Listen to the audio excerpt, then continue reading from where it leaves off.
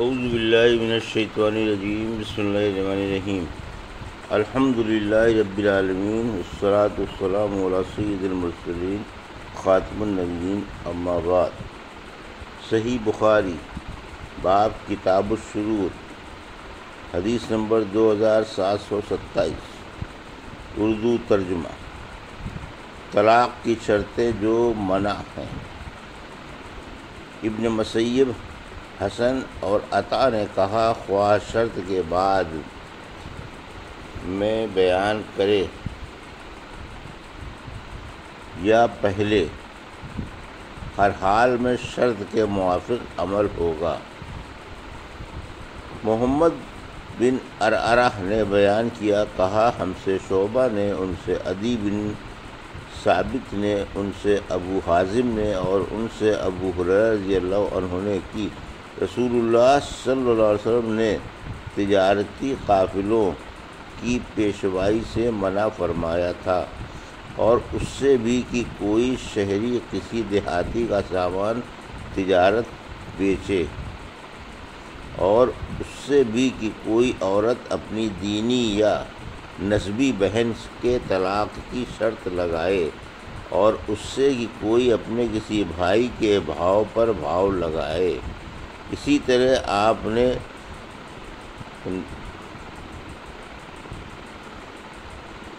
نجش اور تسریہ سے بھی منع فرمایا۔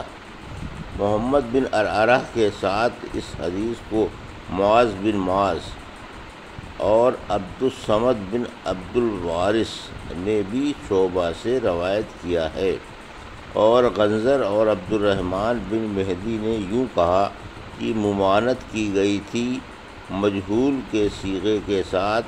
آدم بن ابی ایاس نے یوں کہا کہ ہمیں منع کیا گیا تھا۔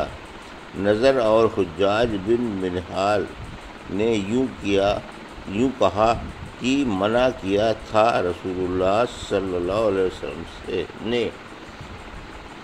حدیث نمبر 2728، اردو ترجمہ۔ لوگوں سے زبانی شرط لگانا۔ ہم سے ابراہیم بن موسیٰ نے بیان کیا، کہا ہم کو حشام بن یوسف نے خبر دی، انہیں ابن جریج نے خبر دی، کہا مجھے یعلا بن مسلم اور عمرو بن دینار نے خبر دی سعید بن جبیر سے، اور ان میں سے ایک دوسرے سے زیادہ بیان کرتا ہے۔ ابن جریج نے کہا مجھ سے یہ حدیث یعلا اور عمرو کے سوا اوروں نے بھی بیان کی۔ وہ سعید بن جبیر سے روایت کرتے ہیں کہ ہم ابن عباس رضی اللہ عنہ کی خدمت میں حاضر تھے، یا انہوں نے کہا کہ مجھ سے ابی بن کعب رضی اللہ عنہ نے بیان کیا، انہوں نے کہا کہ رسول اللہ صلی اللہ علیہ وسلم نے فرمایا، خضر سے جو جا کر ملے تھے وہ موسیٰ علیہ السلام تھے۔ پھر آخر تک حدیث بیان کی کہ خضر علیہ السلام نے موسیٰ علیہ السلام سے کہا، کیا میں آپ کو پہلے ہی نہیں بتا چکا تھا کہ آپ میرے ساتھ صبر نہیں کر سکتے؟ موسیٰ علیہ السلام کی طرف سے پہلا سوال تو بھول کر ہوا تھا، بیچ کا شرط کے طور پر، اور تیسرا جان بوجھ کر ہوا تھا۔ آپ صلی اللہ علیہ وسلم نے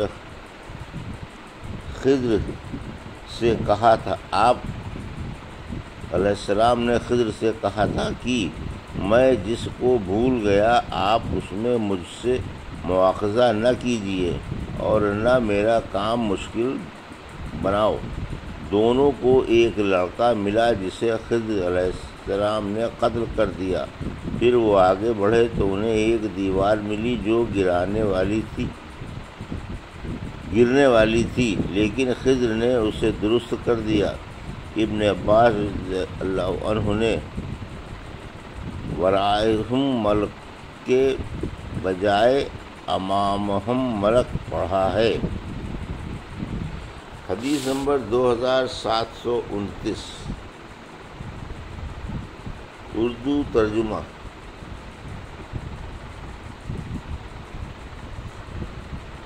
ولا میں شرط لگانا۔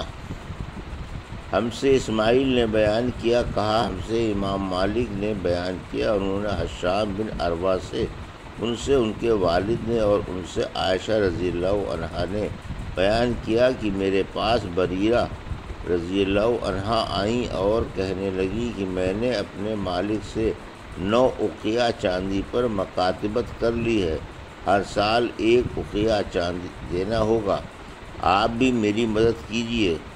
عائشہ رضی اللہ عنہا نے فرمایا اگر تمہارے مالک چاہیں تو میں ایک دم انہیں اتنی قیمت ادا کر سکتی ہوں، لیکن تمہاری ولا میرے ساتھ قائم ہوگی۔ بریرہ رضی اللہ عنہا اپنے مالکوں کے یہاں گئیں اور ان سے اس صورت کا ذکر کیا، لیکن انہوں نے ولا کے لیے انکار کیا۔ جب وہ ان کے یہاں سے واپس ہوئی تو رسول اللہ صلی اللہ علیہ وسلم بھی تشریف فرما تھے۔ انہوں نے کہا کہ میں نے اپنے مالکوں کے سامنے یہ صورت رکھی تھی، لیکن وہ کہتے تھے کہ ولا انہی کے ساتھ قائم رہے گی۔ نبی کریم صلی اللہ علیہ وسلم نے بھی یہ بات سنی اور حضرت عائشہ رضی اللہ عنہا نے آپ کو صورت حال سے آگاہ کیا۔ آپ صلی اللہ علیہ وسلم نے فرمایا تو اسے خرید لے اور انہیں ولا کی شرط لگانے دے، ولا تو اسی کے ساتھ قائم ہو سکتی ہے جو آزاد کرے۔ چنانچہ عائشہ رضی اللہ عنہا نے ایسا ہی کیا۔ پھر رسول اللہ صلی اللہ علیہ وسلم صحابہ میں گئے اور اللہ تعالیٰ کی حمد و ثنا کے بعد فرمایا کہ کچھ لوگوں کو کیا ہو گیا ہے کہ وہ ایسی شرطیں لگاتے ہیں جن کا کوئی پتہ کتاب اللہ میں نہیں ہے۔ ایسی کوئی بھی شرط جس کا پتہ کتاب اللہ میں نہ ہو باطل ہے، خواہ 100 شرطیں کیوں نہ لگائی جائیں۔ اللہ کا فیصلہ ہی حق ہے اور اللہ کی شرطیں ہی پائیدار ہیں، اور ولا تو اسی کو ملے گی جو آزاد کرے گا۔ حدیث نمبر 2730 اردو ترجمہ۔ مزارعت میں مالک نے کاشتکار سے یہ شرط لگائی کہ جب میں چاہوں گا تجھے بے دخل کر سکوں گا۔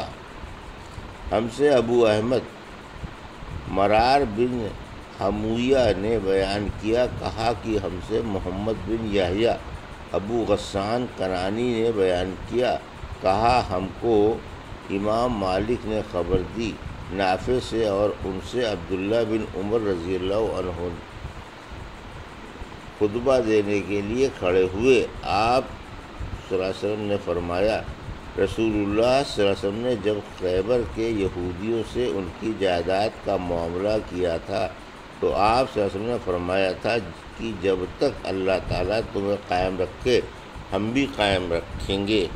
اور عبداللہ بن عمر وہاں اپنے اموال کے سلسلے میں گئے تو رات میں ان کے ساتھ مار پیٹ کا معاملہ کیا گیا، جس سے ان کے پاؤں ٹوٹ گئے۔ خیبر میں ان کے سوا اور کوئی بھی ہمارا دشمن نہیں، وہی ہمارے دشمن ہیں اور انہی پر ہمیں شک ہے، اس لیے میں انہیں جلا وطن کر دینا وہی مناسب جانتا ہوں۔ جب عمر رضی اللہ عنہ نے اس کا پختہ ارادہ کر لیا تو بنو ابی حقیق ایک یہودی خاندان کا ایک شخص تھا، آیا اور کہا یا امیر المومنین کیا آپ ہمیں جلا وطن کر دیں گے؟ حالانکہ محمد صلی اللہ علیہ وسلم نے ہمیں یہاں باقی رکھا تھا اور ہم سے جائیداد کا ایک معاملہ بھی کیا تھا، اور اس کی ہمیں خیبر میں رہنے دینے کی شرط بھی آپ نے لگائی تھی۔ عمر رضی اللہ عنہ نے اس پر فرمایا کیا تم یہ سمجھتے ہو کہ میں رسول اللہ صلی اللہ علیہ وسلم کا فرمان بھول گیا ہوں؟ جب حضور صلی اللہ علیہ وسلم نے کہا تھا کہ تمہارا کیا حال ہوگا جب تم خیبر سے نکالے جاؤ گے اور تمہارے اونٹ تمہیں راتوں رات لیے پھریں گے؟ اس نے کہا یہ تو ابو قاسم حضور صلی اللہ علیہ وسلم کا ایک مذاق تھا۔ عمر رضی اللہ عنہ نے فرمایا خدا کے دشمن تم نے جھوٹی بات کہی۔ چنانچہ عمر رضی اللہ عنہ نے انہیں شہر بدر کر دیا اور ان کے پھلوں کی کچھ نقد قیمت، کچھ مال اور اونٹ اور دوسرا سامان یعنی کجاوے اور رسیوں کی صورت میں ادا کر دی۔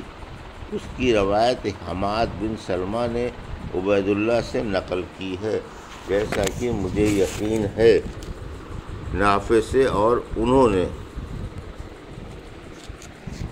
ابن عمر رضی اللہ عنہ سے، اور انہوں نے عمر رضی اللہ عنہ سے، اور انہوں نے نبی کریم صلی اللہ علیہ وسلم سے مختصر طور پر۔